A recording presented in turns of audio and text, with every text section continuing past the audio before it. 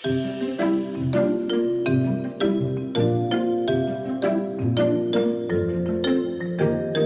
welcome to Transform Gov, where we share real stories from how technology and how data are changing the way public services are designed, delivered and experienced.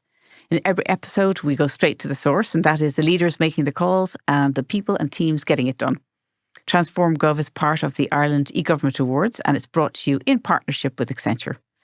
A quick reminder to check out our incredible lineup for this year's Leadership Summit, which will take place on the 24th of September in O'Reilly Hall, UCD. We'll be joined there by An Taoiseach, which we're very proud that he's joining us, and those leading Ireland's public sector digital transformation.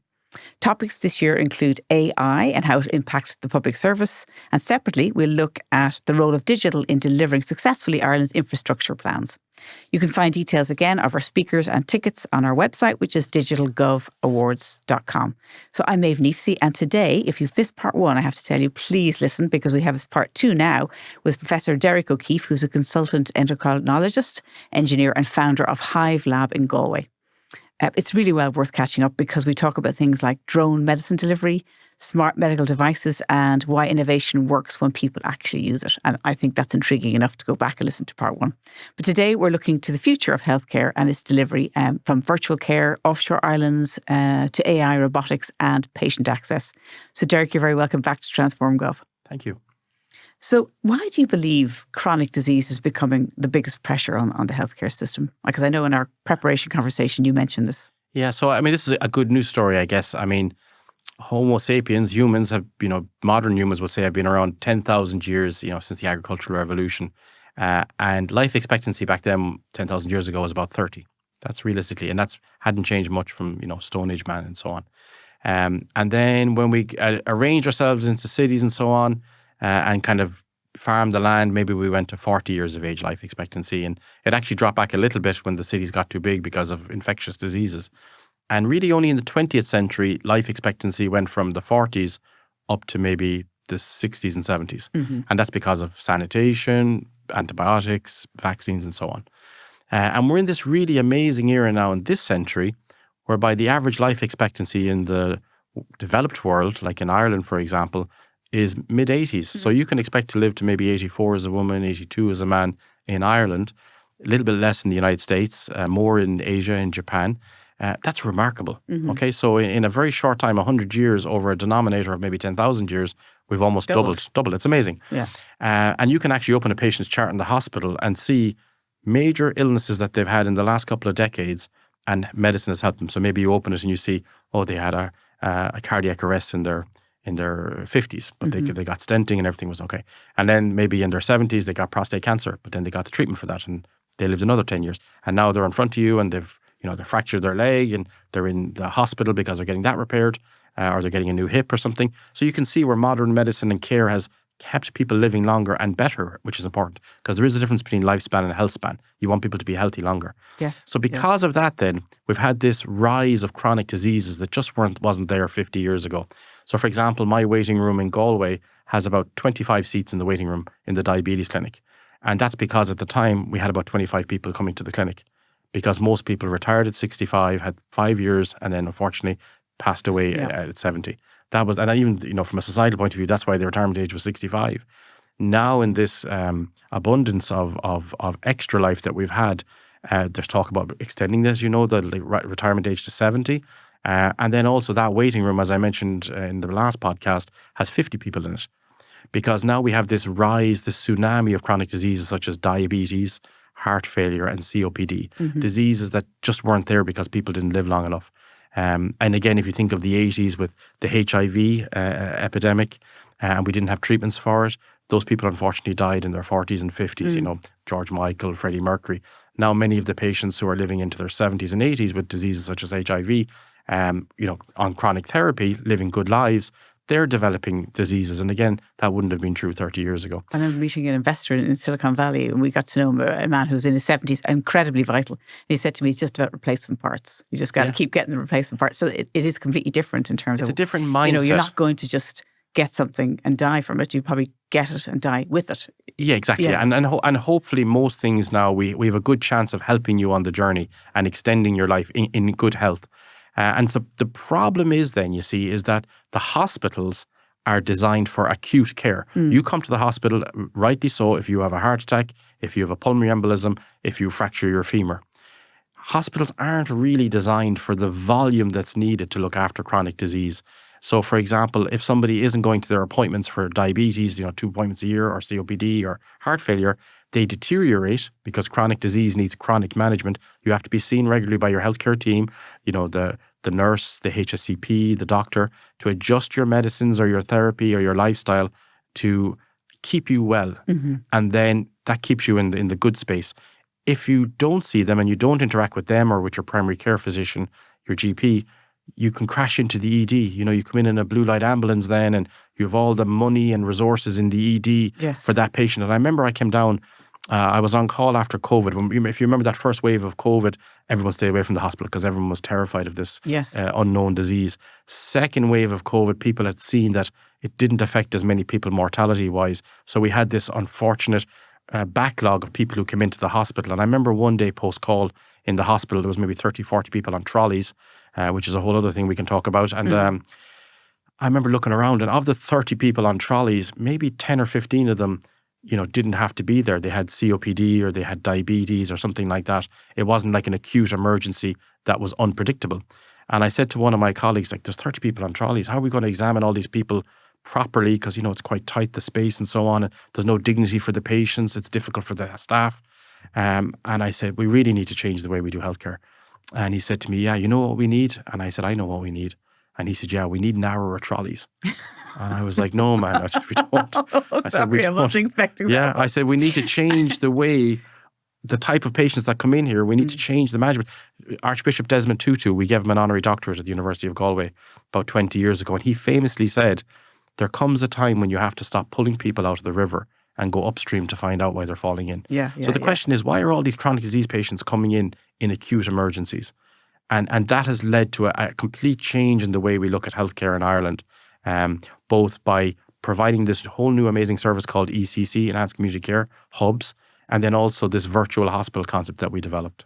So tell us about that. So you said, okay, look, the problem here is there's a lot of patients that don't have to come into hospital to have a predictable, I suppose, deterioration. Yeah. So we can do this virtually. Yeah. So now, I know that people just, when we say that, we all think, oh, is that an online consultation? It's a little bit more than that, right? It is, I guess. I mean, for example, so if you look, for example, at any hospital in the world, you'll have patients who come in a lot. Okay, so you can think about high users of the service. Okay, or frequent flyers, pejoratively, is what they're called in some jurisdictions. But they come in a lot. So if you look at any hospital, you might have someone coming in for 10 weeks a year. What a waste of a life, though, all that hospital. And particularly if you don't live near your hospital. Yeah, and also if you come into hospital, there's a chance you'll get what's called a nosocomial infection. So you'll come in for one thing, you'll be getting treated, and you'll pick up something else in hospital.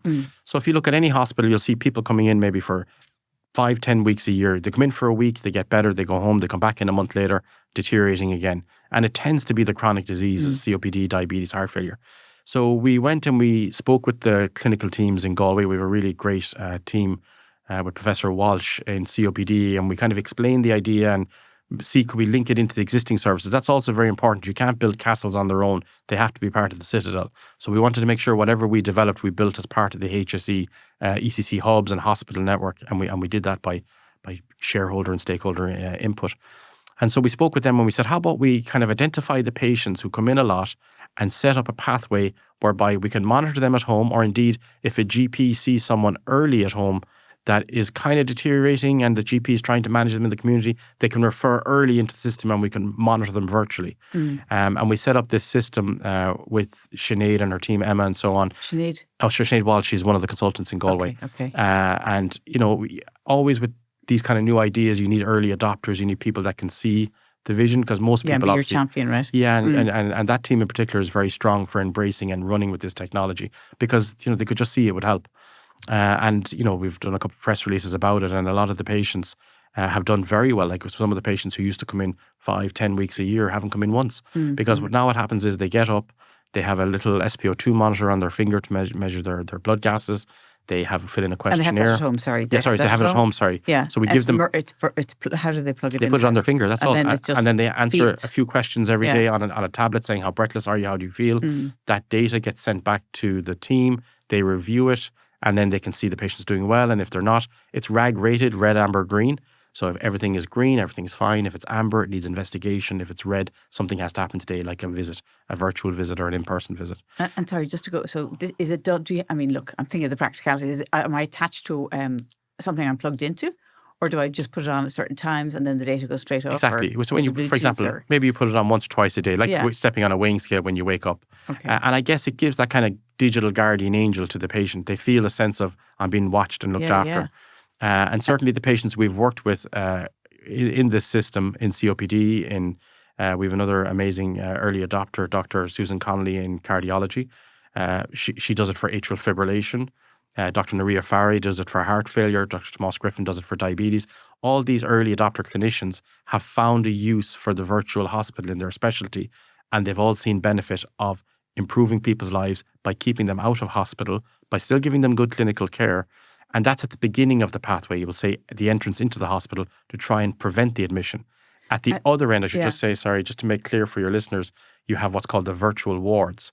And this has been a great success of the HSE in the last 2 years or so. People like Colm Henry, Demi McCallion, Richard Green, Loretta Grogan, they've really led out on this with Deirdre McNamara and others who decided that, other parts of the world, like the NHS, for example, you could be sitting in a hospital 2-3 days waiting to get a scan and you're perfectly well. And you're just there really for bed and breakfast. It's a waste of a bed. Better to send that person home still in the hospital. They're still admitted in a virtual ward. And then when it's time for their scan, they can come in and get it. Or if they need to get a blood test, they can come in and get it. Because often as a doctor, when I have a patient in front of me, they might be in for 3 or 4 days getting IV antibiotics or IV diuretics to reduce their fluid. And they do need to be in hospital to get the IVs, as it were. But then you switch them to oral antibiotics or diuretics after, maybe 3-4 days. And then you often watch them for 2 or 3 days to make sure they're responding appropriately. And so you actually physically have to keep them in. But now at virtual wards, if it's appropriate, the patient can go home with kind of a lunchbox device that when you open it, it's got a tablet, it's got a SIM card. That's very important, so there's no digital divide. And it's got whatever technology you need, the blood pressure monitor, the SpO2 monitor, the tablet. And all the patients that are using it here in Dublin, in St. Vincent's, for example, in Galway, in Limerick, and it's been rolled out to other hospitals, they all really like it because the best place for all of us is in our home. And we'll feel better faster. Exactly, yeah. And so that's been a really good success the last 3 years in Ireland, both the input pathway for remote patient monitoring and then also the exit pathway for virtual wards. And in terms of, let's say we go back to that scenario that, you've got your monitor for your finger, they're checking you, you're not in the ward, you're at home, and it's in amber.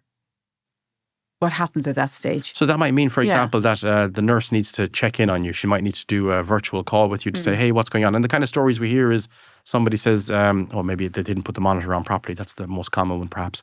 But they might say, actually, you know what? My inhaler is gone and I've run out of it and I've tried to get an inhaler, but I can't get an appointment with the primary care doctor for 3 or 4 days. So I'll just wait. And what might have happened before is they might have deteriorated in those 2 days and crashed into hospital with a blue light ambulance. But now it's spotted early and we can kind of intervene and get that patient then the inhaler or the steroids or whatever they need sooner. And again, it's all under clinical care, which is great. So it's not in isolation. It's not like a mail order system. You're being watched, you're being monitored appropriately. We've set up the right clinical governance pathways. And that's really important as well. And I think that's a good lesson as well. It's not just the technology, like the device that monitors your blood gas, your oxygen and so on. That's maybe a $15, $20 device. It's the clinical pathway and the change in people's work practices, the change in workflows. That's what takes a lot of time to embed into a new system. And I know from talking to a couple of early stage, companies that are trying to get into the healthcare system, if they don't kind of, if you like, dovetail into the existing system, it's nearly impossible to get it actually used, even if the technology is brilliant. Totally. That's so important early on. That flow. It's very important to look at the strategic pillars of, in this case, the HSE in this jurisdiction, and then see where your idea can fit in like a jigsaw piece. Otherwise, you're solving a different puzzle somewhere else. You're over in a virtual somewhere else. Anyway, we've got to take a quick break. So it's a good time to do that. We've got to pause for a moment for a message from Accenture, who are our partner. And we're going to be back and we're going to talk about the Island Project. So I want to intrigue you with that, or as you call it, the New York Project. So we'll be back in a few minutes. Through the power of cloud, data and AI, Accenture is helping the public sector by blending human ingenuity, technology and a delivery-focused culture to turn their ambitions into action. Be ready for any challenge by adopting a continuous reinvention mindset to deliver human-centric services that adapt and grow with your needs. Contact the team at Accenture to find out more. We were just talking with Derek O'Keeffe, who's a professor from UCG, talking about lots and lots of innovation in terms of the healthcare system and the use of technology and how to, I think a lot of it's not necessarily about technology, but about people, but we'll leave that for a second. So the project I'd love to hear more about is the Island Project, or as you call it, the New York Project. And really, what was that all about and where did it start? So that project started off as a pilot study, a research academic project in the university. And again, we have this great cross-pollination between the university and the hospital, the ecosystem that we have there. People like Professor O'Brien, Tim O'Brien, he's like the dean at the time who kind of set up this environment and encouraged a lot of academic consultants to come back to Galway. And so what we realised early on is that, like, for example, the population density of the west of Ireland is maybe 20 people per square kilometre. You know, that's one of the beauties of it. It's wild land, exactly, and beautiful. Dublin, for example, might have 1,000 people per square kilometre. London might have 5,000. Singapore might have 20,000. So depending on where you live, your access to your healthcare, a human right, changes. And there's this concept called the distance decay. And it kind of makes sense intuitively. The further you are from something in time, the less you interact with it. So if you're 30 minutes or more away from something, you're probably 50% less likely to interact with it, be that a hospital or be that a grocery store, a cinema, a friend, whatever it is. There's just a law of interaction in geography. And so what I noticed where I practice in Galway was a lot of my patients come from all over the west of Ireland, as far as Donegal, also as far as Tipperary sometimes.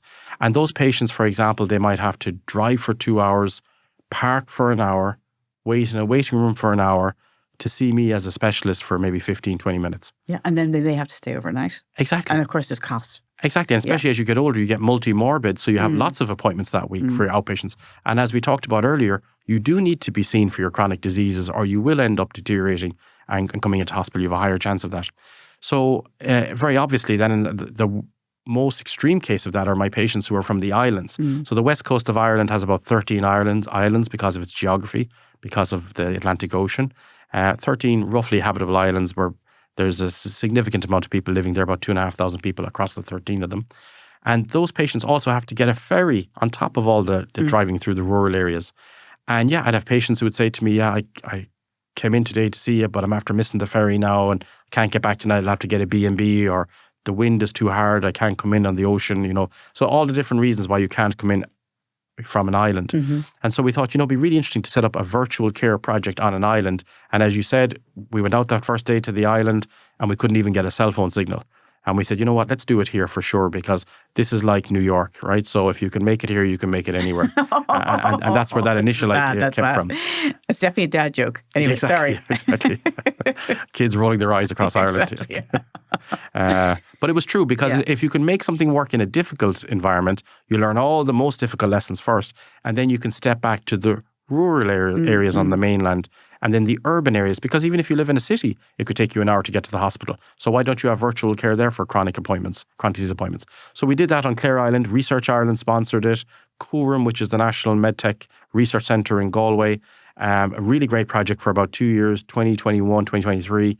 We got lots of interesting work packages. From a practical point of view, let's imagine I am getting treated virtually. Yeah. I live on the island. What am I going to experience? So, for example, on the island, for the patients that were enrolled, we were able to give them their diabetes clinic. They had CGMs on their arm, continuous glucose monitors. They had weighing scales that could monitor their weight. They had blood pressure cuffs. And so, for example, when they came to their appointment online, I was able to see them face to face, which is obviously very important. But also I could see all their data. I could see their sugars. I could see when they took their insulin. I could see their step counts. And for example, one patient, I said to him, geez, Tuesday mornings now for the last week or two, you're going very low mid-morning. Do you feel low blood sugar coming on at all? How's your awareness? And I said, well, and what's going on Tuesdays? And he said, oh, you know what it is, doc? He said, it's lambing season now. So I'm going out now early on Tuesdays. And I was like, oh, right, that's fair enough. You need to dial back the insulin a bit on a Tuesday morning. And I otherwise would have had the same conversation with this gentleman, side by side, looking at his sugar book physically, or again, in the last 2 years, looking at his numbers online.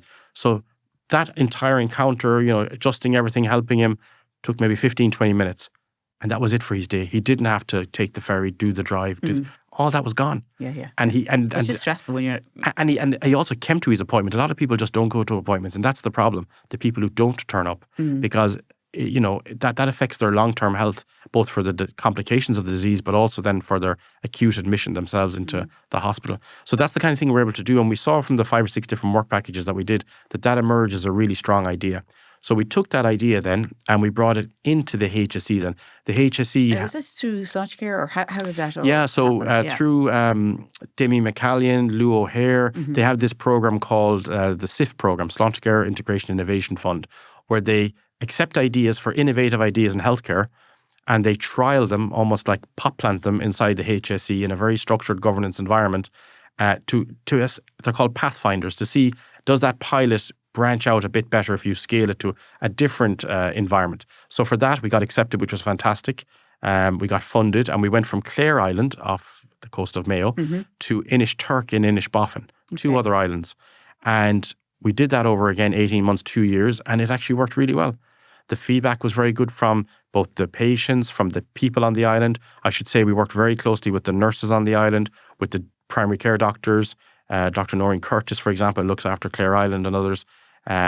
We looked after the patients on those islands, again, just with chronic diseases, very positive outcomes. And then the good news was then at Christmas last year, we were selected from that class of SIF projects to be scaled. And that's remarkable, because that means that the idea that started as a pilot became a pathfinder and is now going to be scaled across all 13 islands over the next 2 years in Ireland. So we're working very closely with the STIO office, with Lou O'Hare and her team, and it's been a fantastic collaboration. But I presume it's also, congratulations on that, it's fantastic to see it actually being rolled out. But I presume it's also a template for virtual care. It doesn't have to be living on an island, right? Of course, yeah. So if you think of some parts of Ireland, like the rural parts of Kerry or Mayo, they're as remote as many islands. Cities, as I mentioned, are large traffic, car parks, because there's so much traffic.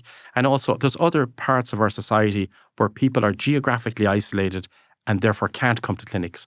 So I'm thinking of, like, for example, nursing homes or prisons. So we're exploring now with the HSE about using our pathways and technology and governance structures in these other environments, because, everyone deserves an access to care, and all we're doing is enabling them to get it. And in terms of, savings of cost, I mean, and obviously it's on a personal level for patients, you're saving a huge amount of time and cost. What about the system itself? So the system saves a lot of money, because for the patient, as you mentioned, they're saving, the most important cost is their time, their physiological effort. For example, for the people on the island, if you try and get into a ferry on a day when there's choppy water to try and get across, many people fall off the steps and have other problems getting onto a ferry. So the physiological cost, there's the time cost. We're living in a world now where we're all more conscious of our environment, the carbon burn of a car, there's that cost. There's the actual practical cost of accommodation if you have to stay overnight and so on. And then for the system, there's the saving that if those people do attend their appointments virtually and tweak and maintain their chronic disease health, they don't come in on a blue light ambulance or on a helicopter and so on. They save the system through this expense that they might have in the reactive healthcare in the ED to the proactive lens of shifting left, keeping left, and keeping people healthy at home. Okay. And in terms of prisons, I can imagine that, in nursing homes, because I mean, it's a big drama for somebody in a nursing home actually to have to go into hospital, and very traumatizing. Exactly. And it's also very expensive. Yeah. And for example, for a nursing home, it's difficult for them to get into their chronic disease appointments, especially when they have so many of them. And again, with prisons, as you mentioned, you might have 3 prison guards might have to accompany 1 prisoner to come in to get an appointment. And often those prisoners don't come because maybe out of embarrassment. And if they do come, there's obviously a physical cost of having those people coming in to protect the prisoner and everyone else. But also there's the opportunity cost that those prison guards could have been doing something else in the prison instead of transporting someone for a day there and back for a 20-minute appointment. So we have lots of great opportunities. And again, I should say, this is not just Ireland. The things, the playbook, the white papers we're developing are applicable everywhere. And that's why we've actually got a lot of interest. We were recently invited to Australia, to Western Australia, to talk to their Department of Health and their equivalent HSE about how we're approaching digital care compared to other parts of the world. Because Western Australia is very remote and there's a huge isolation in different communities. Exactly, yeah, with the mining communities. And actually it's really interesting because we would have thought they were the world leaders in remote care because we all know of the flying doctors. But they're trying to digitize more and more, and they do what good people should do. They looked around the world and said, well, who's doing digital health in an interesting way? And one of our projects, that virtual hospital, was covered last year by the Financial Times. And we came up on their radar and they went reading a bit more about our work and they invited us over. And, it's that kind of, again, cross-pollination. We're all experts, but we need to cross-pollinate to become, super strong. Well, not to bang our drum too much, but that's what the whole Ireland eGovernment Awards about, is that people and the Leadership Summit hear what other people are doing, because with the best will in the world, it's very hard to know what's going on, either in healthcare, within different hospitals and innovation centres, but also elsewhere in the public sector. In terms of COVID, that must have accelerated things massively. Yes. In terms of people's acceptance of digital. Yeah, for sure. So if you look down the track, what do you think the future looks like in terms of robotics, AI, healthcare? So I think going forward, healthcare will become digital first. So what that means is that there's always the option in some places now, and we're trying to build it into the system, that digital becomes more common in healthcare. And again, that's a slow process, but it will happen. And the way I'll tell you is that, 10 years ago, you didn't have online banking.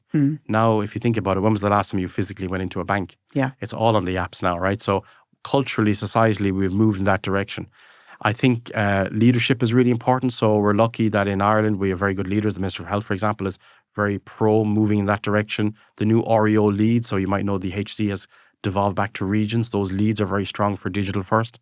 I think the nature of disease itself is quite quantitative. I mean, obviously, as a physician, we're very qualitative. We care about the person. We care about their illness journey, hopefully to make them better.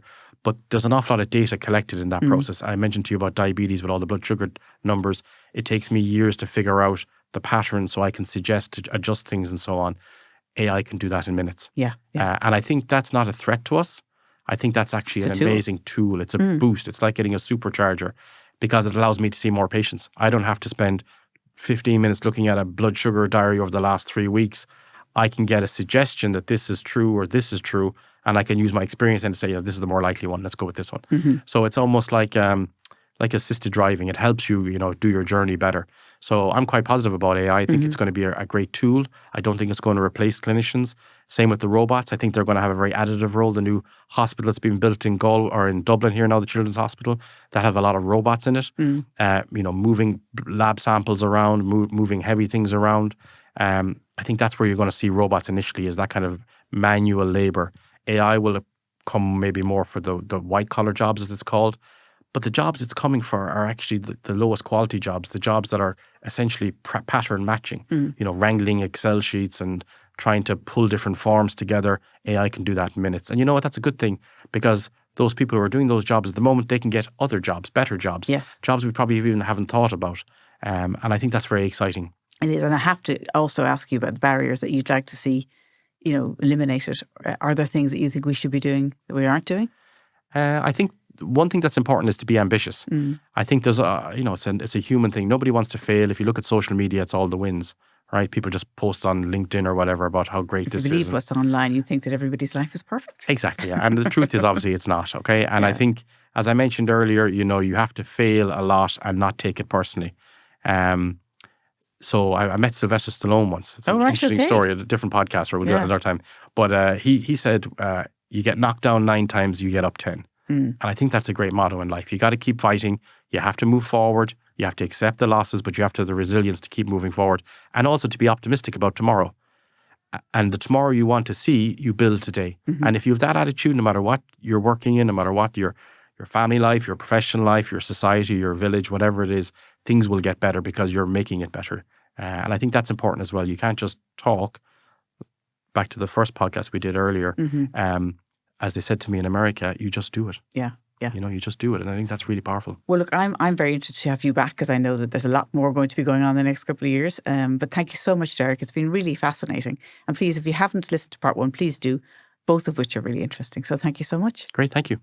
Look, in terms of redesigning services and really using automation, there's so many things coming down the track. But on a very practical level, don't forget that we've got our Ireland eGovernment Awards and our Leadership Summit coming up on the 24th of September. And do something really practical.